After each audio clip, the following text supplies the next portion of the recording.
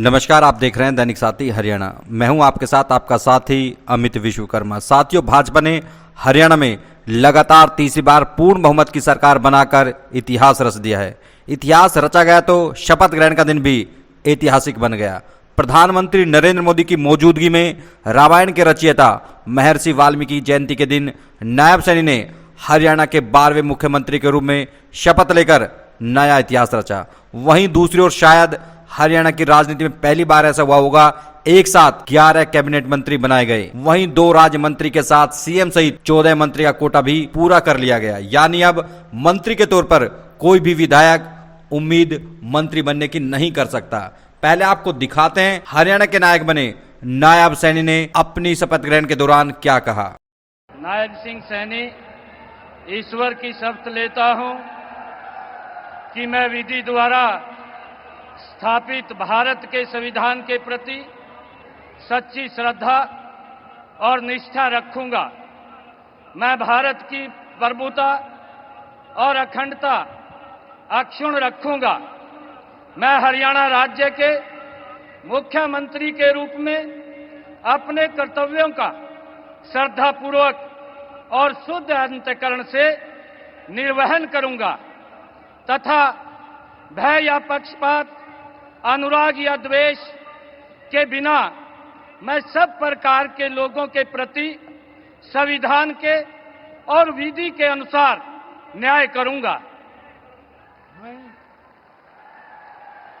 नायब सिंह सैनी ईश्वर की शपथ लेता हूं कि जो विषय हरियाणा राज्य के मुख्यमंत्री के रूप में मेरे विचार के लिए लाया जाएगा अथवा मुझे ज्ञात होगा, उसे किसी व्यक्ति या व्यक्तियों को उस अवस्था को छोड़कर, जबकि ऐसे मुख्यमंत्री के रूप में अपने कर्तव्यों के उचित निर्वहन के लिए ऐसा करना अपेक्षित हो, अन्य अवस्था में मैं प्रत्यक्ष या परोक्ष रूप में संसूचित या प्रकट नहीं करूंगा। वहीं हरियाणा के साथ दक्षिण हरियाणा में भी 17 अक्टूबर को इतिहास रचा गया। 2024 में विधानसभा चुनाव में अहिरवाल में 11 में से 10 सीट भाजपा जीतने में जहां कामयाब रही, नांगल चौधरी में ही कांग्रेस का खाता खुल पाया। वहीं बादशाहपुर में राव विरोधी राव नरबीर सिंह जीते भी और प्रदेश में कैबिनेट मंत्री भी बने। राव नरबीर ने चौथे नंबर पर वरिष्ठ मंत्री के रूप में कैबिनेट मंत्री पद की शपथ ली। अब समझाते हैं कि अहिरवाल में कैसे रचा गया इतिहास। अहिरवाल की राजनीति में रामपुर हाउस सत्ता का केंद्र रहा है। हालांकि बीते कुछ सालों में चुनौतियां भी मिलती रही।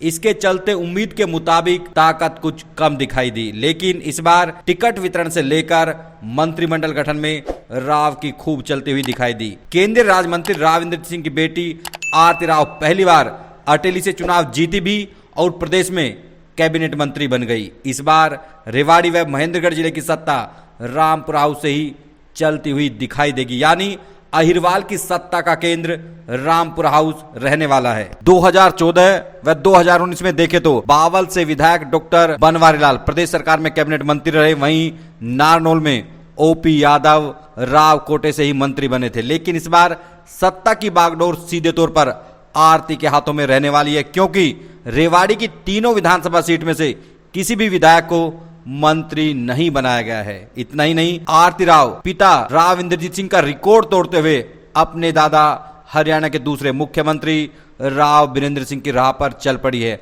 हम यह यूं ही नहीं कह रहे। 1967 में आरती के दादा राव बीरेंद्र सिंह हरियाणा के दूसरे मुख्यमंत्री रह चुके हैं। उन्होंने भी अटेली से चुनाव लड़े और जीते भी। वहीं आरती भी 2024 में अटेली से पहली बार चुनाव लड़ी और प्रदेश सरकार में कैबिनेट मंत्री बन गई। बता दें कि राव इंद्रजीत सिंह 1977 से लेकर 4 बार विधायक रहे। 1982 से 87 तक खाद्य आपूर्ति विभाग के राज्य मंत्री रहे। वहीं 1998 से लेकर 2024 में 6ठी बार सांसद बने। कांग्रेस की सरकार हो या लगातार तीसरी बार भाजपा की केंद्र सरकार, तमाम सरकारों में राज्य मंत्री तक ही सीमित रहे। लेकिन आरती राव ने पहले ही चुनाव में कैबिनेट मंत्री बनकर रामपुर हाउस की फीकी होती चमक को बढ़ा दिया। यूं कहे तो 4 चांद लगा दिए हैं। हालांकि यहां पर सवाल भी अनेक हैं।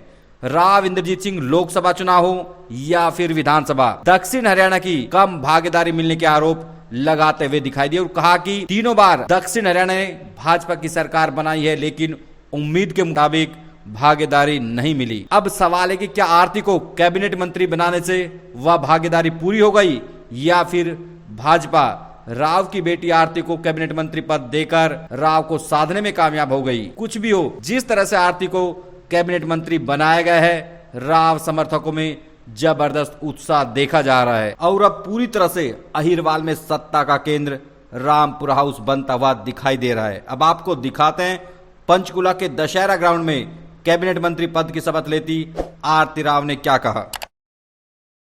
आरती सिंह राव ईश्वर की शपथ लेती हूँ कि मैं विधि द्वारा स्थापित भारत के संविधान के प्रति सच्ची श्रद्धा और निष्ठा रखूंगी।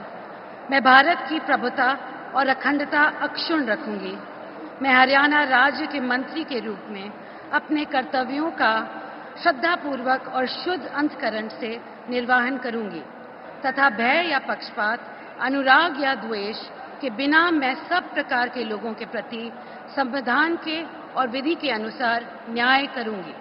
मैं आरती सिंह राव ईश्वर की शपथ लेती हूँ कि जो विषय हरियाणा राज्य के मंत्री के रूप में मेरे विचार के लिए लाया जाएगा अथवा मुझे ज्ञात होगा, उसे किसी व्यक्ति या व्यक्तियों को उस अवस्था को छोड़कर, जबकि ऐसे मंत्री के रूप में अपने कर्तव्यों के उचित निर्वहन के लिए ऐसा करना अपेक्षित हो, अन्य अवस्था में मैं प्रत्यक्ष या परोक्ष रूप में संसूचित या प्रकट नहीं करूंगी।